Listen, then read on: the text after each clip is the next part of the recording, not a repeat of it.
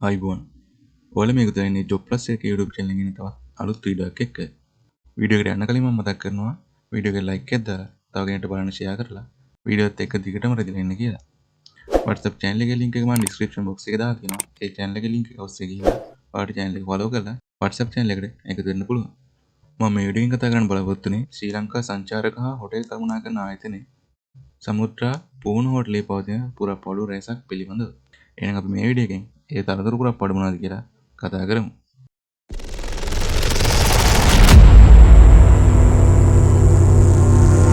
ශ්‍රී ලංකා සංචාරක හා හොටෙල් කළමනාකරන ආයතනයේ සමුද්‍රා පුහුණු හෝටලය. මේදී පුරප්පාඩු එකින් එක දක්වලා තියෙනවා. මේදී පළවෙනි පුරප්පාඩු වශයෙන් දක්වලා තියෙනවා ආහාර සහ පාන නිලධාරී. ඊළඟට දක්වලා තියෙනවා දෙවන තනතුර විදිහට කාමර අංශ නිලධාරී තනතුර. ඒ වගේම තුන්වන තනතුර විදිහට දක්වලා තියෙනවා ජ්‍යෙෂ්ඨ ආරක්කම තනතුර. ඊට පස්සේ හතරවෙනි තනතුර පුරප්පාඩු විදිහට දක්වලා තියෙනවා ආරක්කම හෝ සහකාර ආරක්කම වශයෙන් බඳවාගෙන සිදු කිරීම පිළිබඳව. ඊළඟට අපිට පස්වන තනතුර විදිහට දක්වලා තියෙන්නේ කැප්ටන් කියන තනතුර. හයවන තනතුර විදිහට දක්වලා තියෙන බාමන් කියන තනතුර. අපිට හත්වන තනතුර විදිහට දක්වලා තියෙන ස්ටුවර්ට් හෝ වේටර් තනතුර.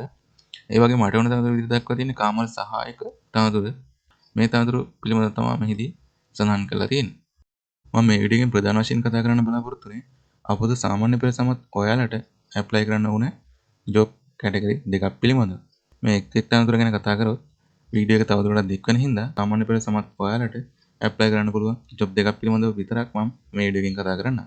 ඔයාලට මේ සම්බන්ධ ඇඩ්වර්ටයිස්මන්ට් එක මම ඩිස්ක්‍රිප්ෂන් බොක්ස් එකේ දාලා තියන්නම්. ඔයාලට ඒ ලින්ක් එක කරා ගිහිල්ලා මේ සම්බන්ධ සියලු විස්තර ලබා ගන්න පුළුවන්. එහෙනම් අපි දැන් කතා කරමු සාමාන්‍ය පෙළ සමත් ඔයාලට ලැබුම් කරන්න පුළුවන් ප්‍රධාන තනතුරු පුරප්පාඩු දෙකක් පිළිබඳව. මේදී මම පළවෙනි තනතුර විදිහට කතා කරන්න බලාපොරොත්තු වෙන්නේ ස්ටුවර්ට් හෝ වේටර් කියන තනතුර. මේදී පුරප්පාඩු එකක් සඳහා තමයි බඳවාගෙන සිදු කරන්නේ. කොළඹ කියලා තමයි ස්ථානය දක්වලා තියෙන්නේ. මෙහිදී බඳවාගෙන සිදු කරන්නේ බාහිර ආයතන කරන වශයෙන් කියලා තමයි සඳහන් කරලා තියෙන්නේ. අපි බලමු මේට අදාළ සෝසුකම් මොනවද කියලා. ආපසු සාමාන්‍ය පෙළ විභාගයේ පෙනී සිට එකවර සම්මාන දෙකක් සහිතව විෂයන් 6කින් සමත්ව තියෙන ඕන කියලා තමයි මේදී සෝසුකම වශයෙන් සඳහන් කරලා තියෙන්නේ. මේ පුරප්පාඩු සම්බන්ධව සෝසුකම් වශයෙන් අපොද සාමාන්‍ය පෙළ විභාගයේ පෙනී සිටින විතරක් තමයි බලාපොරොත්තු වෙන්නේ. අපි නම් කතා කරමු ඊළඟ තනතුර මොකක්ද කියලා. අපි ඊළඟ තනතුර විදිහට දක්වලා තියෙන්නේ කාමර සහායක තනතුර. මේදී පුරප්පාඩු එකක් සඳහා තමයි බඳවාගෙන සිදු කරන්නේ. කොළඹ කියලා තමයි මේ දක්වලා තියෙන්නේ. බාහිර ආයතන කරන වශයෙන් තමයි මේ තනතුරට බඳවාගෙන සිදු කරන්නේ.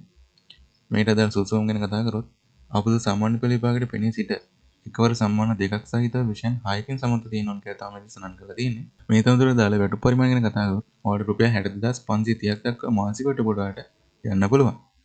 වැටුප වශයෙන් දක්වලා තියෙනවා කළමනාකරන සේවා දෙපාර්තමේන්තු චක්‍රීයකාංක 2025න් 1 පරිදි මූලික වැටුප සමග ජීවන වියදම් දීමනාව සහ රජයේ අනුමත අනෙකුත් දීමනාද ගෙවනු ලැබෙන බවට මේ සඳහන් කරලා තියෙනවා. ඊට අමතරව ප්‍රවාහන දීමනාද ගෙවනු ලැබෙන බවට මේදී තවදුරටත් සඳහන් කරලා තියෙනවා. වයස් පරිමාණ ගැන කතා කරොත් වයස අවුරුදු 18ට නොඅඩු සහ අවුරුදු 45ට නොවැඩි යුතු කියලා තමයි සඳහන් කරලා තියෙන්නේ. අපි ඊළඟට කතා කරමු සෑම ආයුධකරයකම දක්වලා තියෙන පොදු තොරතුරු මොනවාද කියලා. ඒ තමයි ශ්‍රී ලාංකික පුරවැසියෙකු වෙන්න ඕනේ. තනතුරු රාජකාරී මැනවින් ඉටු කිරීම සඳහා කායික හා මානසික යෝග්‍යතාව වියෝතය කියලා සඳහන් කරලා තියෙනවා. ලංකාවේ ඕනෑම ප්‍රදේශයක සේවය කිරීමට කැමති වෙන්න ඕනේ. ඒ වගේම විශිෂ්ට චරිතයකින් ලැබිය යුතු කියලා මෙදී සඳහන් කරලා තියෙනවා. මේ තනතුරට දාලා ප්‍රතිලාභ වශයෙන් දක්වලා තියෙනවා සේවක අර්ධසාධාරණ අරමුදලට හා සේවක භාරකාර අරමුදලට ඒ කියන්නේ EPF හා ETF සඳහා දායකත්වයක් හිමි වෙන බවට මේ සඳහන් කරලා තියෙනවා. සේවක අර්ධසාධාරණ අරමුදලට සේවකයා විසින් ඒකාබද්ධ වැටුපෙන් 10% බැගින්ද සේවකයා විසින් 15% දායක වනු ඇත කියලා මේදී සඳහන් කරලා තියෙනවා. ඒ වගේම සේවක භාරකාර අරමුදලට සේවකයා විසින් වැටුපෙන් 3%කින් දායක වනු ඇති බවට සඳහන් කරලා තියෙනවා. සේවකයා හෝ ඔහුගේ හෝ ඇයගේ පවුල සඳහා ආකර්ශනීය වෛද්‍ය රක්ෂණ ආවරණයක් හිමි වෙන බවට මේ සඳහන් කරලා තියෙනවා. ප්‍රවාහන දීමනාවක් සඳහා ගෙවීම් කරනු ලබනවා. පැයක් ඇතුළත අදාළ සේවා ස්ථානවලට ළඟා විය හැකි උසස් පරිගණක සාක්ෂරතාවය සහිත ද්විභාෂා හැකියාව සිංහල හෝ ඉංග්‍රීසි සහිත අයදුම්කරුවන්ට ප්‍රමුඛතාවය හිමි වෙන බවට මේ සඳහන් කරලා තියෙනවා. අපි ඊළඟට කතා කරමු අයදුම් කිරීමේ ක්‍රමවේදය කොහොමද සිදු කරන්නේ කියලා. සම්පූර්ණ ජීවිතත්ව විස්තර සහිත අයදුම්පත් අධ්‍යයන සුසුකම් සේවා පළපුරුද්ද ආදියට අදාළ සියලුම සහතිකවල පිටපත් සහ ඥාතීන් නොවන නිර්දේශකයන් දෙදෙනෙකුගේ නම්ද සහිතව ලිපිකවරේ වම් ඉහළ කෙරවලේ අයදුම් කරන තනතුරට සඳහන් කර 2025 10 13 වන දින හෝ ඊට පෙර පහත සඳහන් අය වෙත ලියාපදිංචි තැපෑලෙන් ලැබීමට සැලැස්විය යුතු බවට මේ සඳහන් කරලා තියෙනවා. තවදුර එකකට වඩා අයදුම් කරන්නේ නම් එක් තනතුරු සඳහා වෙන වෙනම අයදුම්පත් එවිය යුතු බවට මෙහිදී තවදුරටත් සඳහන් කරලා තියෙනවා. මෙහිදී කියලා තියෙනවා යම් අයදුම් කරවක වෙනුවෙන් ආයතන වෙත සිදු කරන සීලෝ ආකාරයේ බලපෑම් තනතුරු සඳහා නුසුසුකම ලෙස සලකනු ලැබෙන බවට. අසම්පූර්ණ ඉහත අවශ්‍යතා සපුරාලීමට අපොහොසත් වන අයදුම්පත් හා අවසන් දිනට පසුව ලැබෙන අයදුම්පත් ප්‍රතික්ෂේප කරනු ලැබෙන බවට මෙහිදී තවදුරටත් සඳහන් කරලා තියෙනවා.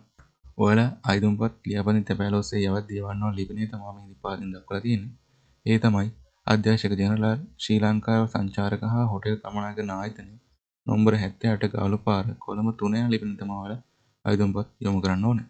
ඔයාලට මේ සඳහා අවශ්‍ය වැඩි විස්තර ලබා ගන්න www.slithm.edu.l කියන වෙබ්සයිට් එක කරා ඔයාලට මේ සම්බන්ධ වැඩිදුර තොරතුරු ලබා ගන්න පුළුවන්. ඔන්න මම මේ වීඩියෝෙන් කතා කරේ ශ්‍රී ලංකා සංචාරක හා හොටෙල් කළමනාකරන ආයතනයේ සමුද්‍රා පූර්ණ හෝටලයේ පවතින තඳුරු පුරප්පාඩු කිහිපයක්ම පිළිබඳව. ඉතින් මේ විදිහට තමයි මේ තඳුරට දාලා සියලු විස්තර දාලා තියෙන්නේ. ඉතින් ඔයාලට මතක් කරනවා ඔයා තාමත් අපේ YouTube channel එක subscribe කරලා නැත්නම් දැන්ම subscribe කරන්න. මේ වගේ රැකියා බැරිතු ඉක්මනින් ඔයාලට දැනගන්න පුළුවන්. එහෙනම් තවත් අලුත් වීඩියෝ එකකින් හමුවෙමු. ඔයාලා හැමෝටම සුබ දවසක්.